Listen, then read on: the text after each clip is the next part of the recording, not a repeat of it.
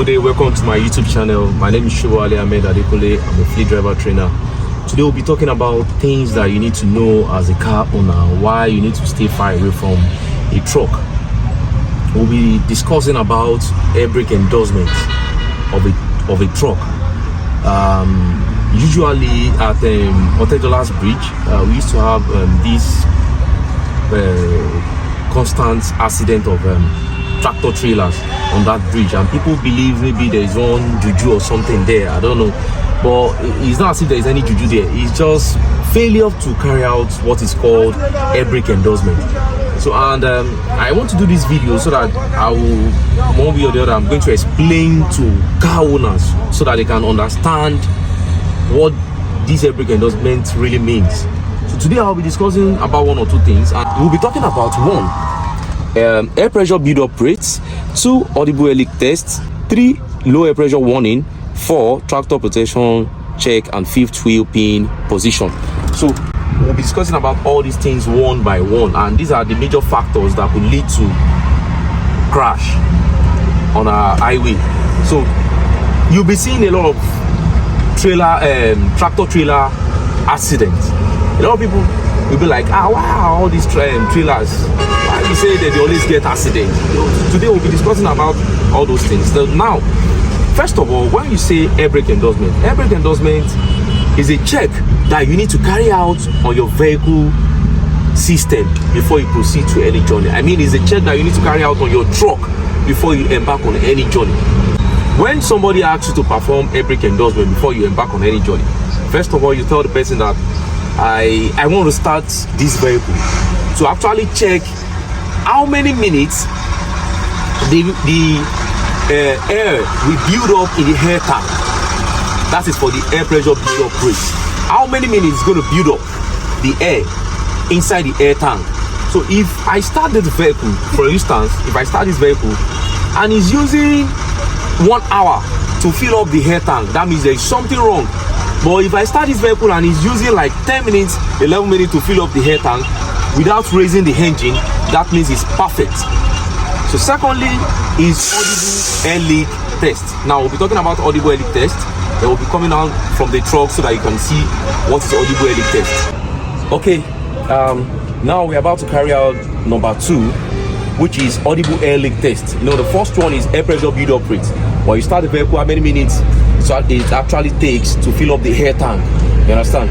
So the second one is audible air leak test, which is after starting the vehicle to build up the air, and now you have to switch off the engine and come down from the truck to assess the airlines. These are the airlines, both supply and return of the airline.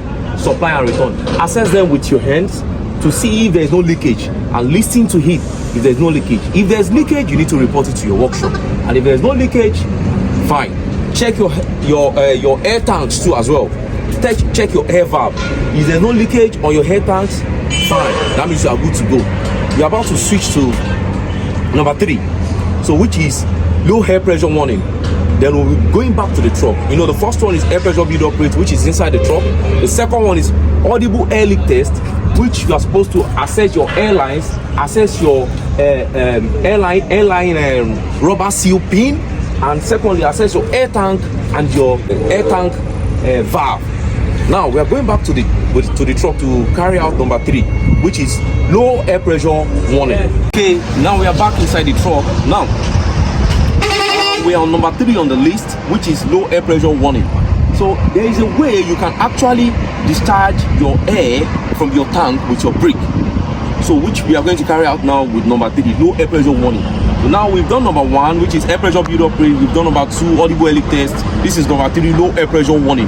So now if I'm discharging this air with my brake, if I'm discharging it this way, 1, can you hear that sound? If I discharge it 1, 2, 3, 4, and on my dashboard I can actually see it clearly that my warning lights, my brake warning lights start blinking.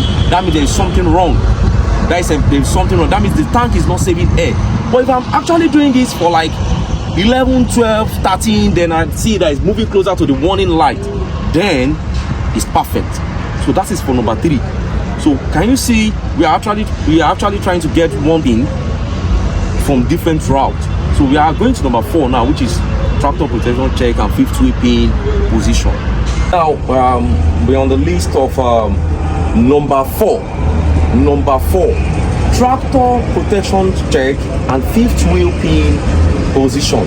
So now a lot of people in Nigeria call this turntable. It's not actually called turntable, it's called fifth wheel. This is called fifth wheel. So this is the fifth wheel that is propelling the tractor trailer. So now how do you maintain this? After when you have discoupled, before applying fresh grease on it, you need to remove the old debris before applying fresh grease on it. So how are you supposed to do that? You can get this body filling plastic from all these painters that they use in doing body fillings for cars before painting. Then scrape out the old debris before you apply the fresh grease. That's how you are supposed to maintain that. Okay, we are back in the truck, and now I hope I've been able to explain the basic way of checking your air brake endorsement, or performing your air brake endorsement rather. So now, what is the reason and why do I have to explain this to people like car owners? A lot of people don't understand that when you see all these trailers like this, they are actually running on air. They don't have like they don't have that brake caliper like your normal regular car has. They don't have brake caliper. They don't have brake all these brake disc. No, they actually runs on air. Let me explain it to you. You see this gear, this is about this is 12 gear. This gear actually runs on air as well to split. You can see, can you hear that sound? It actually runs on air. The brakes runs on air. The clutch runs on air. The on runs on air. The handbrake runs on air. Almost every component of this vehicle runs on air. So you need to understand that whenever you see these vehicles in traffic, give them way. Stay far away from them, especially the tanker and trailers. Stay far away from them, because majority of all these truckers do not really even take their time to perform air brake endorsement. Despite the fact that some of them knows that their truck is leaking air, maybe there's air leakage somewhere, they will still go ahead to use that truck to load PMS from one state to another. Just imagine when you are actually using 100% of the control of this trailer with your hair, as in your splitting of gear, your brake, your everything is on that same air, and you are loading 33,000 liters, and you actually need this air to perform the purpose of braking when you're in traffic. Just imagine when you've used it 1, 2, 3, 4, 5 times and the traffic is still long, and you exhaust the whole air in your tank and it's not refilling fast. Maybe the compressor is faulty, because things that can result to air problem: 1, is it that the compressor is faulty, or 2, there is air leakage somewhere. So imagine if you have air leakage and you're in traffic and you're actually driving. You've made use of your brake, you've made use of your horn, you've made use of your gear, and the leakage is still there. It's not as if you've used something to stop the leakage. And there is no how you can perform wonders when you don't have sufficient air to make use of your brake anymore. Definitely you have to collide with other road users, or find your way to the culverts, or do something nasty. That is when accident will occur. So I see majority of car owners, and I see them struggling with all these tankers in traffic and all these articulated vehicles, as in they struggle with switching lane with them in traffic. They don't really understand that all these trailers that they see runs on air. Now another thing is that if the organization whereby all these trailers belongs to can help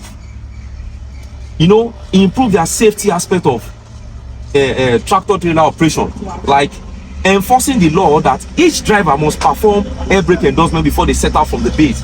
And even if they perform the air brake endorsement and they discover there is leakage or the compressor is faulty, they can fix it before they embark on any journey. That will have them fair. We won't see all this kind of tanker somersaulting, tanker falling, all these funny accident happening on Otedola'S bridge. So we are going back to Otedola'S Bridge to show you one or two things about what is going on there. Hi guys, as you can see, this is Otedola'S Bridge. You can see traffic on the left hand side inward Ujodubega, and this is the situation that normally occur here. There's always traffic here, so if your truck is having air leakage as a trailer driver and you're trying to manage it, you may probably have issues here, because after exhausting your air in your air tank and you have nothing to embark on. So please, whenever you are driving as a trailer driver, please make sure your air system are okay, and as a car owner, please stay far away from tanker drivers, tractor trailer drivers. Thank you all.